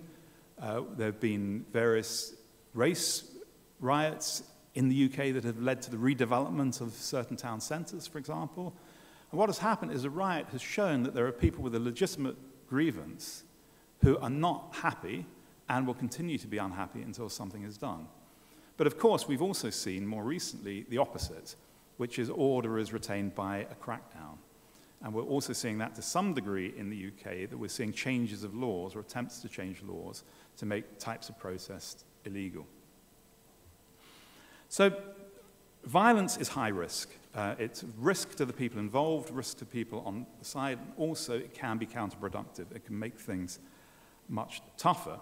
But as I said, I'm not advocating rioting, and I'm thinking much more about what we can do as academics. And as I said, my initial thought was, what can we do as philosophers? Now, philosophy has a special problem in this area, I think, because philosophy has tended to be a solitary activity. It's something you do on your own. You do it in your study. You talk to other people, but it's fairly rare for philosophers to write, even to write with other philosophers. So I've done this a few times, and it's getting a bit more common. But other disciplines, psychology, economics, for example, you would just expect to write papers with other people. In philosophy, this is still the exception. There may be edited collections. We consider that collaboration. The best example of this I ever saw was a book in the 1920s, I think it was, called Essays in Critical Realism. There was a group of American philosophers who had decided that the current Hegelian grip that American philosophy was in was a wrong direction. And they wanted to go back to a type of realism or empiricism. So about 10 philosophers got together, and they put together a book called Essays in Critical Realism, with a manifesto about what critical realism was. The trouble is they couldn't agree on the manifesto. So the book came out, and I'm not joking, with 10 different manifestos at the end, one written by each author. And this is what counts as a movement in philosophy. Right? So philosophy is this solitary individual activity on the whole, whereas change requires cooperation between many different actors and types of disciplines and agents. And so philosophy doesn't naturally lend itself to that. And I was very influenced in thinking about the way in which philosophers can contribute to change, again, by looking at something in Marxism. And this is a contribution by a British scholar of Marxism, I'm not sure whether he would call himself a Marxist, called Terrell Carver. And Carver has written many books on Marx. One of them I was reading for the publisher. And Carver criticizes a person who was my main teacher, Jerry Cohen, G.A. Cohen, who in the 70s wrote a book called Karl Marx's Theory of History, A Defense. And so Cohen was, for a long time, regarded as like the leading defender of historical materialism, at least within analytic philosophy. And he has an interpretation of Marx which is very technological determinist. And Cohen has been criticized for not paying enough attention to class struggle, paying too much attention to technological development as somehow a vehicle for determining other types of change. Now, what Carver said, and this was just a throwaway remark, he said, well, if we take this technological approach, how is it going to lead to social change? And he said, how can Cohen's view attract an audience, unite a movement, and proceed to a goal? So I thought this was a fantastic formula for how change can happen. So first of all, you have to attract an audience. Secondly, you need to unite a movement. And thirdly, proceed to a goal. When I complimented Carver on this, he completely had forgotten writing it. So it clearly wasn't an important thing for him. I think he just thought this was obvious. But coming from philosophy, it's not so obvious, at least to me. And so I thought, well, most of us actually just fail at this first hurdle. We fail at the first hurdle. We do very little to attract an audience. That is, again, the incentives we have is to publish in peer-reviewed journals. Peer-reviewed journals, it's a sort of irony that you have academics saying, no one is paying attention to my work. Right? Well, of course they're not, because you're locking it away behind a paywall. And the only people who can see it are other people in universities, unless they're prepared to pay quite a lot of money to see it. So in this way, the open access movement is very important. But historically, what we've done is talk to each other, and then probably fail to do that. That most academic papers are not cited. They're probably not read by more than the reviewers initially and a couple of friends of the author. So however important it is, we just don't do anything. We somehow think that if we put the thing out there, the world will come to us. And it can happen. It can happen. But it doesn't very much. And I've been, in this respect, again, influenced by a body I was involved with, which was the Nuffield Council on Bioethics, who put out reports and have a professional secretariat and communications department that constantly look for opportunities to put these reports on someone's desk. So you might have a report that's 10 years old. No one's going to find it, or you're going to be very unlikely that someone will find it. But if you've got a professional communications person who says, this thing is going to be debated in Parliament next week, we've got a report, let's get the short version out to some people, and then maybe they'll want to come and talk to us. That is a much better way of attracting an audience. So you have to actively attract an audience for most of us in academia, and it doesn't come naturally to us. I mean, we go into academia because we just like our books and our desk. We don't like talking to other people very often, if we can possibly avoid it. Now, the second idea of uniting a movement is even tougher, because the idea of starting a movement and then uniting one will be something that's almost never going to happen. And what this really means is joining a movement that's already there. And again, this goes against some of our instincts as philosophers, because we crave novelty. That what we're looking to do is distinguish ourselves from other people rather than joining in their campaigns. So again, the type of training and our instincts goes against what is needed here. So this is the background idea that in order to have any effect on policy, you need, first of all, to attract an audience, or someone needs to attract an audience. A movement needs to be united. That, for most of us, will mean joining a movement rather than starting one. And then proceeding to a goal. Well, it's easy to write those words, proceed to a goal. What does that actually mean in practice? So that's what I'm going to be concentrating on more now, this last thing about how do we proceed to a goal. So a way of asking this question, or approaching this question, is to ask, why isn't progressive policy change happening at the needed page? What's the problem at the needed pace, What's missing in this process, and where can theorists contribute? So what can I do as a theorist, what can any of us in this room do as theorists to try to help policy change? Well, are new ideas needed? There's a type of skepticism about this. So just to take one example, there was a book published in the UK by a former activist called Ben Phillips. The book is called How to Fight Inequality. This was published in 2020. And the book's very sensible. It's full of all sorts of familiar ideas maybe put together in new packages. So he's very keen on the Green New Deal, for example. But he says, we are, to be frank, not suffering from a dearth of ideas about what a government committed to tackling inequality could do. So Phillips thinks we've already got plenty of ideas. That's not the problem. We're not suffering from a shortage of ideas. And even that idea that we're not suffering from a shortage of ideas is an old idea, too. So here's Bakunin in 1873. During the last 9 years, more than enough ideas for the salvation of the world have been developed in the International. So this is the first International where Bakunin and Marx and others debated. If the world can be saved by ideas, we've got enough ideas. And I defy anyone to come up with a new one. This is a time not for ideas, but for action, for deeds. And that was said in 1873. Okay, so we've got all the ideas we need, now's the time for deeds. Well, is that right? Well, I'm a philosopher, So the answer, of course, is yes and no to such a question. What do we need? Well, I mentioned earlier on the notion of ideal theory. So ideal theory is where you develop new ideas for what a just society would be. And when I'm making fun of this, I say it makes a philosopher into the legislator for the kingdom of the ideas, or the kingdom of heaven, or something like this, for a non-existent realm outside of us. So what is the contrast to ideal theory? Well, if you didn't know already, you can guess it. It's non-ideal theory, which is a name I hate for the reason that it makes it sound like it's second best. Ideal theory is best and non-ideal theory is best. So I actually prefer the term real-world theory. Well, I don't like theory very much either. Philosophy would be better. So I prefer real-world philosophy.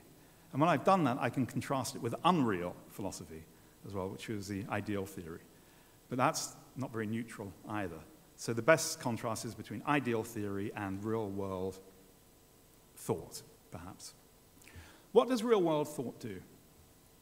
Well, instead of starting from a theory of justice, what it does is start from what Amartya Sen has at least once called manifest injustices in the world. So you start from where you think things have gone wrong. And Sen in particular, Amartya Sen as an economist and philosopher, has been a type of genius in exposing injustices that other people hadn't noticed. So let me give you two examples. You're probably familiar with both of them, or maybe one of them. The first one is a paper he wrote in, I think it was the New York Review of Books in 1990, called "There Are 100 Million Missing Women." What's he talking about? Well, what Sen suggested is that if we take a purely population-based view of how many men and women there should be in the world, there should be about 100 million more women in the world than there are. So what is happening? Why is that? Why are there so many missing women? So you might now think selective abortion. Well, we're talking about 1990, and it wasn't possible for most of the world to have selective abortion in 1990. So the developing world where the population was rising, the issue was not sex selection. Independent of that, there were 100 million missing women. Why was that? Well, he said that if you take a small village anywhere in the world, there may be these unfortunate deaths of young girls. Why are they dying? Well, one, they're probably not getting as much food as their brothers when there is a famine or a crisis, and probably their medical claims are not being taken so seriously as the boys. So there are these tiny little, what look like tragic accidents, but they fall into this vast pattern that the accumulated effect has been that young girls are dying more often than they should be, biologically speaking, and that's for social reasons to do with discrimination, gender discrimination, that just runs through the whole of the world in 1990. Now, you don't need an ideal theory of justice to know something has gone terribly wrong with a world in which girls are dying much more than their brothers. So I call this, after Sen, a manifest injustice, not because it was already manifest to us, but once it is pointed out, you can't help thinking there's something wrong there. We needed Sen to point it out, but once it's understood, it's very clear. This other example from Sen that left a big impression on me is the idea about the causation of famines. So this is maybe more famous now. So Sen asks the question, what causes famine? And naturally you think, well, what a stupid question. What causes famine is lack of food, crop failure. And Sen says, well, if you actually look at the evidence, that's not true. In most regions of famine, food is exported from the region where people are dying. It's not that the crops are failing. They could be, but they are mostly there's enough food produced to feed everyone. what is happening is that there's a failure of what he calls entitlement, i.e. money. And famines are caused by lack of money, not lack of food.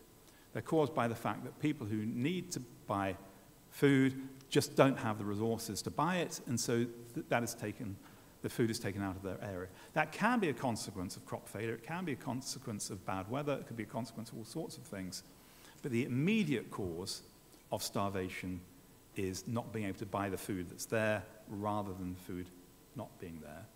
And Sen points out, controversially, I think some people have disputed this, but at the time he was writing, he said that there's never been a famine in an established democracy with a free press. So why is that? Well, if your people are dying of starvation, you don't get re-elected. And it's not very difficult. Over the last 50 years or so, it's not been very difficult to feed your people just by buying food on the world market and distributing it. And if you don't have the money, you can get a loan from someone to do it. So if there's a political will to feed your people, it's easy. So what happens is famine is caused by a lack of political will to deal with it, according to Sen. Now, you might dispute the details. I'm not in a position to look at the empirics of it. But the cases like the Irish famine, where 1 million or more people died, beef was being exported to England during the Irish famine. So this is a type of case that he's talking about. Now, there are many other types of examples. I've got a lot, but for interest of time, leaving some time for discussion, I won't go through them. What Sen has done is one type of contribution to find manifest injustice. This is not really a contribution that philosophers can make, because it's just not within our purview to be looking empirically. But for other academics, I mean, this is an area where one can work quite hard. And I'll come back to other cases, more local cases, in a little bit. But the other thing that theorists can do, academics can do, and have done, is to create a vocabulary which allows us to theorize and to identify where things have gone wrong. So I first came across this with the example of sexual harassment, the term sexual harassment. So that's so embedded in our vocabulary now that you tend to think this must have been a term that's been around for hundreds of years. But it hasn't. The story that I know is that it was invented in the 1970s. What happened was that there was a member of administrative staff, I think in a university, sadly, who was being pressured for sex by her boss, a professor. Great academic story here. And she couldn't bear it and wanted to leave. But at that time, if she had left, she wouldn't have been entitled to any welfare benefits because she would have left voluntarily. And so she went to the Feminist Legal Service, so the law department there, and I think Catherine McKinnon may well have been involved with this. He went to the law department and said, what can I do? And they said, okay, we've got to say that you're not leaving voluntarily. So we've got to come up with some terminology to explain this. And they tried out lots of different things, and eventually they settled on sexual harassment. And they said that she had to leave because of sexual harassment. Once that was labeled, it was understood, and then it was seen to be an endemic problem. So something that people had difficulty putting into words, something that would not have given them any traction with official systems, was suddenly put into this sort of legalistic term that allowed people to talk about it. And so I've been very influenced by a passage. I think I've quoted this passage more than any other passage I've ever quoted. Even the philosophers have only interpreted the world. This is from the philosopher Alison Jagger. So Jagger has worked mostly in the United States. She is British. She was brought up in the Midlands, so around Birmingham, I think. And her childhood and teenage years were in, I think, the 50s, 60s, early 70s. And this is in the Cambridge Companion to Feminism, edited by Jennifer Hornsby and Miranda Fricker. So I'll just read this out. It says, as a young woman, I was unable to articulate many vague and confused feelings and perceptions because the language necessary to do so had not yet been invented. So this is the 60s and 70s. The vocabulary I needed included such terms as gender, sex role, sexism, sexual harassment, the double day, sexual objectification, heterosexism, the male gaze, marital acquaintance and date rape, emotional work, stalking, hostile environment, displaced homemaker, and double standard of aging. So this is Alison Jagger in year 2000, saying all of these terms have been developed since she was, what does she say, a young woman. Not sure if it's true about gender. I'm not sure when gender became well known as a term, but it may be. I'm sure she's done her work on this. But things like marital rape, I don't think I'd heard the expression marital rape until maybe 25 years ago. And then, of course, you understand it, but beforehand, there was no clear and easy way of expressing what can happen in some relationships. So there are many ways in which just coining a phrase can be incredibly helpful. The expression redlining is one that comes up in the United States. So what is redlining? Well, it was finance companies looking at bits of cities and deciding that they weren't going to lend to anyone who lived in a certain area, and they'd put a red line around it. Ostensibly, this was because there was a higher default rate there than anywhere else. Of course, it coincided with where minorities lived. And so if you were living in that area, however financially secure you were, you wouldn't get a loan because it had been redlined. That type of advanced prejudice is now picked up with this term redlining. Other things, Leif Wienar wrote a book called Blood Oil. I don't think he's been so successful in this campaign, but he's trying to get us to think that oil extracted in much of sub-Saharan Africa is like blood diamonds. That is, there's so much corporate grift that goes on. We should treat these as, in effect, stolen property. So we should treat oil as stolen property. And he's fighting this campaign. He hasn't got very far with it. In my own work, and again, I haven't got any distance at all with this, but I'm very interested in the concept of benefit cheats in the UK and probably in other countries. So a benefit cheat is someone who claims benefits but does something that is illegal given that their status as claiming benefits. So if you work for a few hours a week, for example. Also cases now where you sign on as a single person. If you move your partner into your home, you should declare that and you'd lose some of your benefits, but a lot of people don't, so they are benefit cheats. And so I pointed out with a colleague that we've got a welfare system which criminalizes behavior that is actually encouraged by other parts of the government, because the government would like people, kids to grow up in stable homes with two parents, but if you do that, then you lose your benefits. So what happens for people on benefits? Very many people on benefits are doing things that are just illegal. They are taking on extra work, they're maybe cheating on if they've got a car, not paying the right taxes for it. Mostly victimless crimes of some sort. So I'm not talking about people who are thieving, I'm talking about people maybe who are buying stolen goods as a birthday present. And you think, well, what is a normal life? You should be able to throw a Christmas party, you should be able to have parties for your kids on their birthdays, you should be able to buy them presents, you should be able to go on a short holiday, you should be able to have a night out once a fortnight with your friends, and so on. But if you're living on benefits, you can't do that. And so many people are supplementing their benefits with other sources of income that make them criminals and put them under threat of arrest. And they have this further disempowerment because they can't complain about it. Because as soon as you're complaining about it, you're admitting you're breaking the law.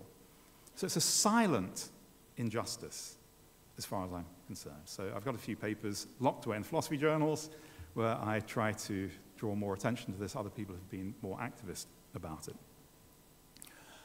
From the tour yesterday, I heard about the property market here in Serbia and how people have been, first of all, encouraged to buy their homes and then take on loans that they didn't understand and were in danger of losing their homes.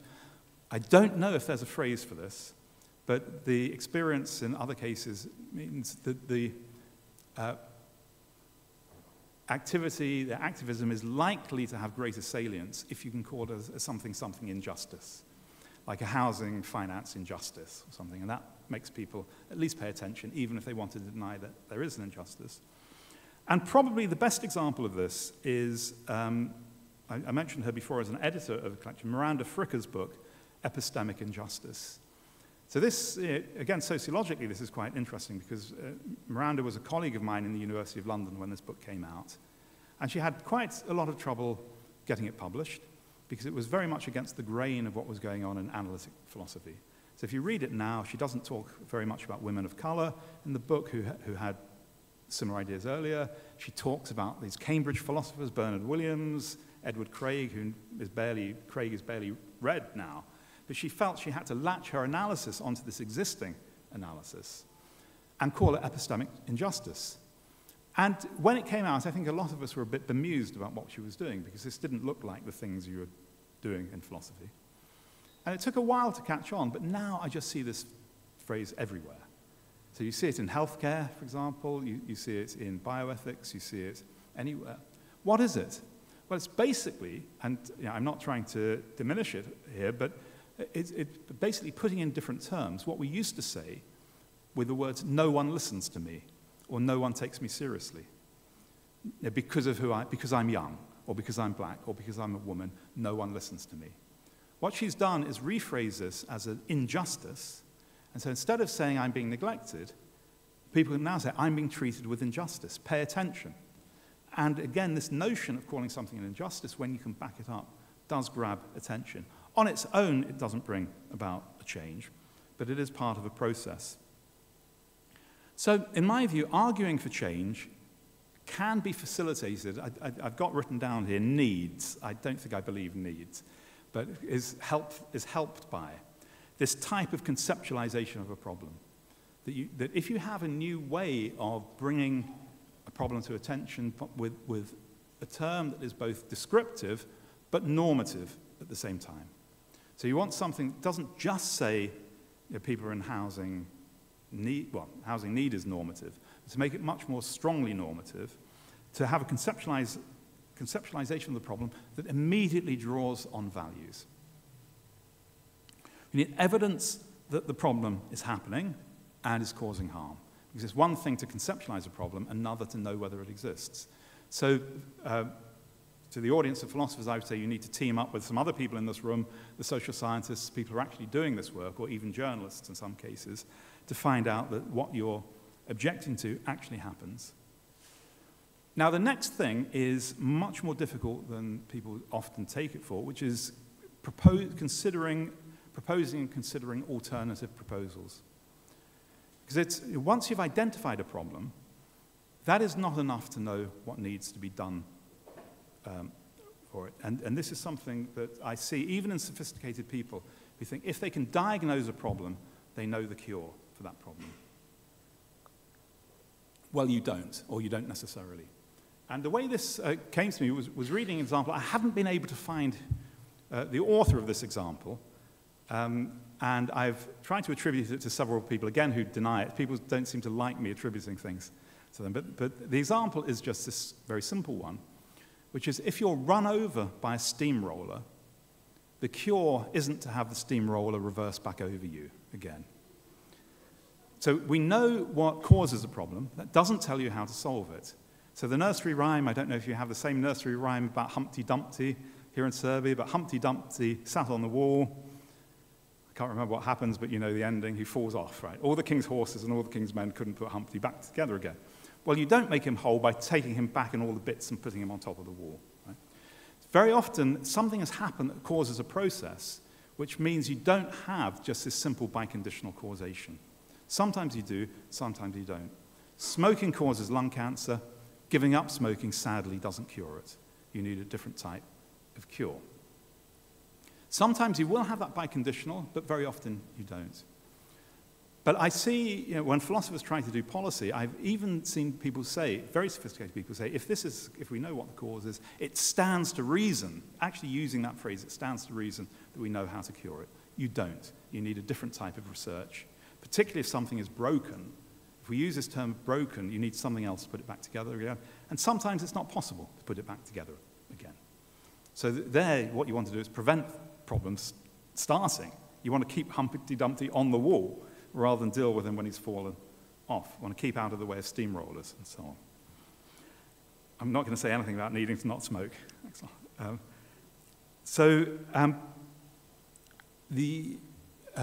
Another problem is I often see a type of rush to explanation. So here's just one example in the British context. The National Health Service came in 1948, and one of the reasons it came in was to address health inequality. That is, people who were wealthier lived longer in better health than people who were poor. And when the NHS came in, it was thought that part of the reason for this is that poor people didn't have access to healthcare, or at least not free healthcare. So if you give everyone free healthcare, doesn't it stand to reason, to use that phrase, that everyone's health will be good? 30 years later, a report came out. Everyone has access to healthcare. Health inequality has increased as a result. Why was that? Well, all sorts of speculations were made. One thing is that public health had improved and education had improved. Middle-class people were much better at listening to what they should do and were used to doing what they were told, whereas working-class poorer people just ignored the messages, typically. But one person who has become very important in the area of inequality, a man called Richard Wilkinson, saw this report. And I saw a letter he wrote to the government the day after the report came out. And he said, no, it's really surprising that equalizing healthcare hasn't equalized health. So it must be that poor nutrition is causing poor health. So we need a national food policy as a matter of urgency to make sure poor people have better food. Now, it was a Tory government at the time, I think, that received this report. They were never going to do that. But just think about this. He's seen one failed explanation of health inequality, and he's rushed to the first thing that came to his head, which is food. And he says, it must be food. So one of my teachers said, beware this word must. If someone says must, normally that just means they haven't thought hard enough. There's probably a whole range of possible explanations, and food was the one that came to his head. There was no research, no evidence, just this belief that because it wasn't that, it must be this other thing. And that's fine if you can logically prove there are only two things. Then if it's not that, it must be the other thing. But under other circumstances, you need a whole lot of research. And in fact, he went on to do that research to his credit, and he barely mentions food. It's much more about working conditions, living conditions. The social determinants of health actually comes out of this research. So we're very good at getting to policy solutions far too quickly. Much more research is needed to know whether something would work. Once we've got it, we need also to think about the second-round effects of any policy. Because many of us as academics, people are getting more sophisticated now, but many policymakers and academics have what I describe as a type of decision theory approach to the world. That is, you see a problem, you see a solution, and you think that will solve the problem. So take an example of the very high numbers of people in prison in the United States. Why are so many people in prison? I should have looked this up. I think about a third of the people in prison, at least sometimes in the US, are there because of drug offenses. So some reformers say, well, obviously, it's obvious, stands to reason, that the way of bringing down the prison population is to decriminalize all drugs. Never send anyone to prison for dealing in drugs and using drugs. Then you'll reduce the prison population. Or will you? Certainly no one will go to prison for drug offenses. But if you legalize drugs, what are the people who are making a living from selling illegal drugs going to do? Are they going to go and get a job serving in McDonald's, for example? Are they going to look after their elderly grandparents? Or are they going to find alternative forms of making a living through crime? We don't know.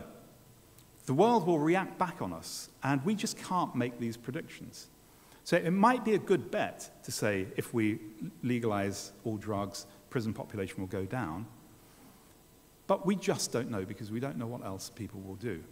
And we see this in other areas. So when I was a student, the government introduced a law, the British government introduced a law to give people who had unfurnished tenancies, so if you were renting your flat, you had the right to a new contract at the end of the term. So if you had a 12-month lease, it came to an end, you had a right to a renewal for another 12 months, indefinitely. It gave you security of tenure, subject to rent review, and there would be some formula for the rent review. So it wasn't that you had it under rent control so much, it was just you had security of tenure. Very enlightened policy, so it seems. But there were two exceptions. So one was this only applied to private renters, not to companies. So if you're renting to a company, they didn't get that right. Well, that sounds fine.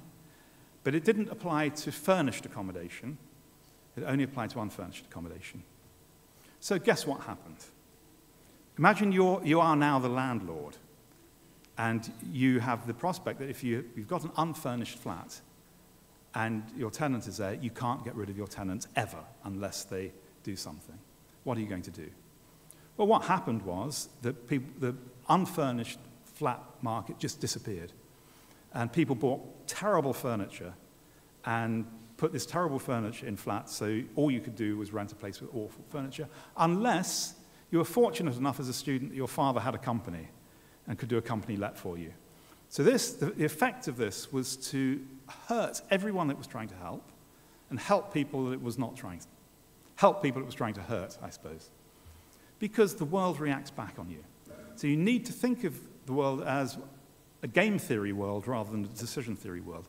The world is making moves back to you, and you have to anticipate this in policy. So I think we're getting a bit better than we were because we've had so many policy failures. And I'm sure you can think of your own case where, to use Sartre's term of counterfinality, well-meaning legislation has had exactly the opposite effect of what it's meant to do because of people working out how to get around it or how to avoid it in some way. Okay, so we've got to think about policies, but how do you get those policies enacted? And that's really the question I've been putting off. And I've been putting it off because I don't really know the answer to it. But I do think that there are things that we can say. Because mostly, policy changes need someone in power to change their mind about something. Now, they may not be the person who can make the change. It may be the structures stop people making any change. But quite often, there's a situation where someone needs to change their mind. So how do you change people's minds? Well, if any of you have been in positions of administration, you will know some people have been much more effective at making you change your mind than others. So people who come to you very reasonably and just want to have a discussion with you, and you say no and they go away, they have no chance. Right? The people who had made me change my mind or change policies are the people who will never get out of my office. That they come up, they turn up on Monday, and then they find me in the corridor on a Tuesday, and then they're back on a Wednesday again. And in the end, it just becomes easier to do what they want than to have to deal with them all the time. So a lot of action is like this. You just make someone's life very uncomfortable. And you can do it in this practical way. You can also, if you're lucky, get them to change their mind through a conscience. And so using these terms around injustice and need, seeing that their policies actually have a real tangible effect on the people they're trying to help, for example, are ways in which you can get people sometimes to change their mind if they've got the power to do it. So the way in which people change their mind, one is daily pressure. The other is to get the admiration of people they admire. So if you have powerful people on your side, then that is quite a good way of changing politicians' minds. So celebrities are very good at this. That politicians love to be in with celebrities. And so if you've got a celebrity on your campaign, then that will do you some good as well. Make people better, easy to live with themselves. But what can any of us do? So it's very tempting to think, to look at some of these handbooks of activism, say, if I'm going to make a difference, I've got to do this, I've got to do this other thing. And maybe if you find something you think you can do well, then that is wonderful. But I think on the whole, we're better off doing the things that could contribute well, if that's within our skill set, than doing something other people can do better badly. That is, we need to know our strengths and weaknesses. So if your strength is a theorist, I think what we should be doing is finding social movements that could help with some theoretical help, and maybe legal help in some cases, adding one's role there as a type of consultant. There are various ways in which we can do this. I realize we have almost no time left. So what I'm going to do is just finish with the idea that if we are going to, as academics, do what we came in to do, which is try to make the world a better place, we're very unlikely to be able to do it just through our writings.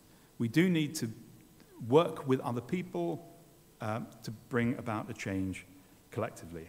And sorry that it's a disappointing note that I don't have the formula for you, but that's where I will finish. So thank you for your attention.